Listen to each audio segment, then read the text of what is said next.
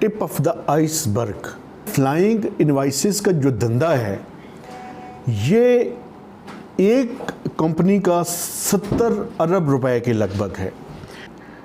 इसमें मैं अगर आपको मोटी मोटी चीज़ें बता दूं, इसमें कुछ FBI के अपने लोग भी मुलविस हैं।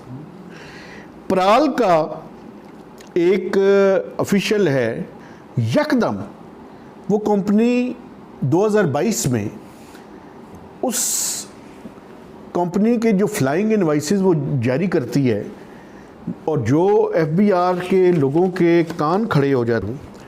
आज जिस मौजू पे मैंने बात करनी है वो इसको अंग्रेज़ी में एक वर्ड यूज़ किया जाता है, टिप ऑफ द आइसबर्ग, यानी जो बर्फ़ का तोदा है उसका एक छोटा सा आपके सामने मैं चीज़ सामने लेकर आ रहा हूँ। और ये एक कंपनी ने जो फ्लाइंग इनवाइसेस एक साल के दौरान जारी की हैं, ये उनके बारे में है।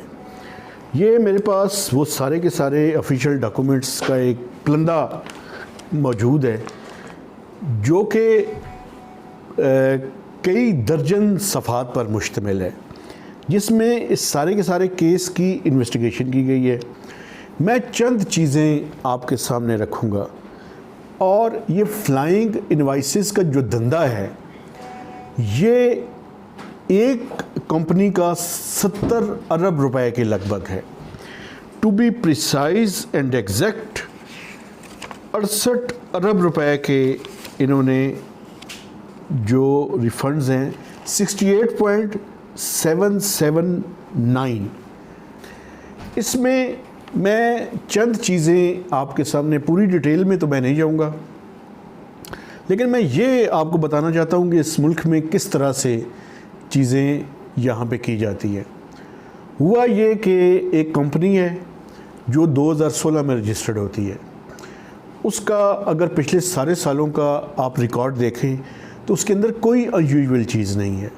एक डॉर्मेंट कंपनी, एक कंपनी बना ली जाती है, बनाने के बाद उसको काम उसका कोई नहीं होता तो उसको एक ऐसी सूरत के अंदर रख दिया जाता है कि जिस पे कोई ना इतनी बड़ी सेल है ना कोई इतनी बड़ी परचेजेस है।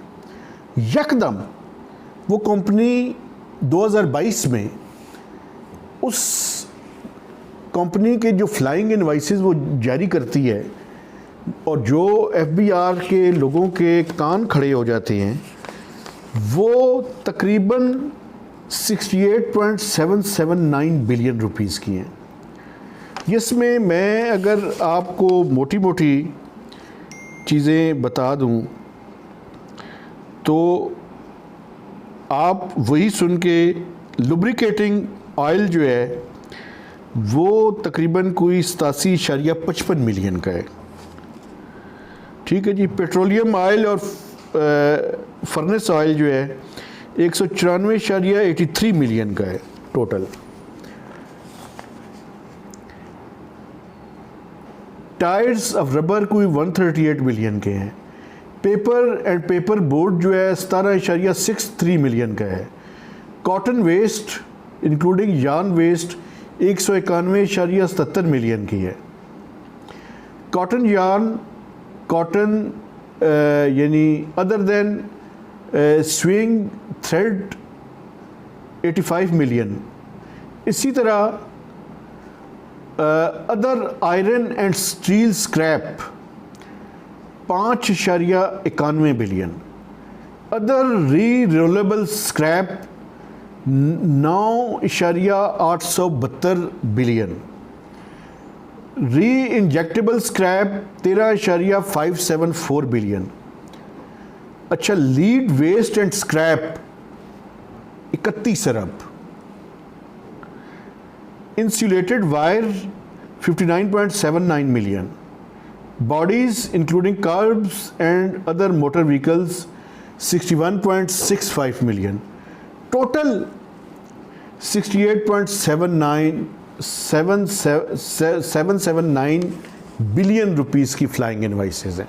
ये पूरी डिटेल जो है, लेकिन इसमें जो एक ख़ास पहलू मैं आपके सामने रखना चाहता हूँ, जो कि मैं समझता हूँ कि बहुत ही ज़्यादा इम्पॉर्टेंट है। वो इम्पॉर्टेंट ये है कि इसमें कुछ FBI के अपने लोग भी मुलविस हैं।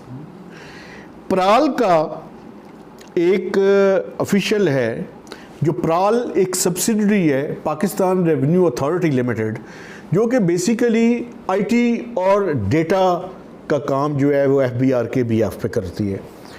अब इनके एक साहब हैं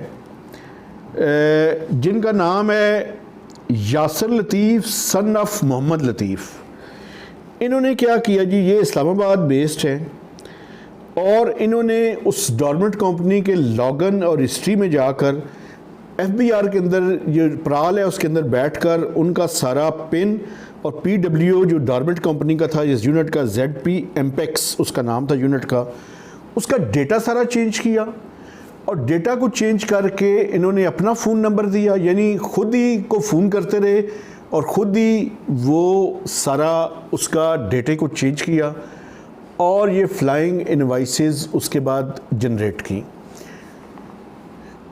ये सारी हिस्ट्री जो FBI का एक डिपार्टमेंट है जिसको intelligence and investigation of inland revenue service कहते हैं, I&I, उन्होंने कराची से इसके ऊपर सारी इन्वेस्टिगेशन शुरू की।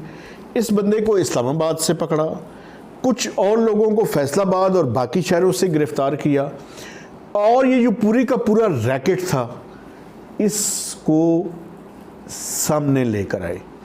अब ये केस I&I की तरफ से FIR इसके ऊपर दर्ज हो चुकी है, चंद लोग गिरफ़्तार भी हो चुके हैं। ये जो ZP MPEX है इसके जो डॉर्मेंट कंपनी थी उनके जो लोग हैं वो भी अंडर इन्वेस्टिगेशन है इस टाइम। तो एक बहुत बड़ा रैकेट, आप अंदाज़ा लगाएं 70 अरब रुपया तकरीबन, यानी 69 बिलियन टू बी एग्जैक्ट, ये बहुत बड़ी अमाउंट है और ये एक कंपनी के फ्लाइंग इनवाइसेस है। ये फ्लाइंग इनवाइसेस का धंधा बहुत बड़ा धंधा है, लोग इससे बहुत नाजायज़ फ़ायदा उठा रहे हैं और ये FBR के लोग भी इसके अंदर मुलविस हैं। और मैं समझता हूँ कि ये जो लोग इसके ऊपर इन्वेस्टिगेशन करते हैं उनको सलाम पेश करना चाहिए, उनको खराज अकीदत पेश करनी चाहिए, उनकी हौसला अफजाई होनी चाहिए कि एक कंपनी का अगर आप अंदाज़ा लगाएं कि इतना बड़ा स्कैंडल सामने आया है, लेकिन अब असल सवाल ये है कि ये स्कैंडल सामने आने के बाद ये अपने मंतकी अंजाम तक भी पहुँचे।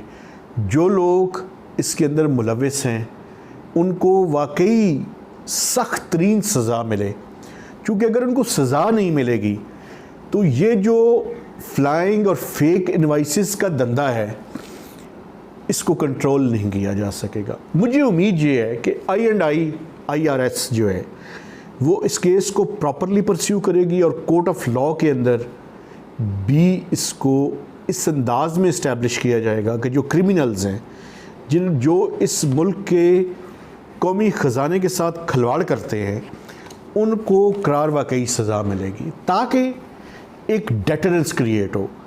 जब तक ये डेटरेंस क्रिएट नहीं होगी और जो वाकई क्रिमिनल्स हैं उनको सज़ा नहीं मिलेगी तो ये बाकियों के लिए एक मिसाल कायम नहीं हो सकेगी। एक बहुत बड़ा केस सामने तो आया है, लेकिन जब तक लोगों को सज़ा ना मिले उस टाइम तक मैं समझता हूँ कि हमें भी इसको प्रॉपरली परस्यू करते रहना चाहिए और ये देखते रहना चाहिए कि इसके बारे में क्या डेवलपमेंट्स हो रही हैं। तो नए वीलॉग तक इजाज़त दीजिए और ये जो टैक्स फ्रॉड्स के केसेस हैं इस पे वक्तन फ़क्तन हम आपके सामने तफसीलात जो है वो जारी करते रहेंगे और आपके सामने रखते रहेंगे। तो इजाज़त दीजिए, खुदा हाफ़िज़।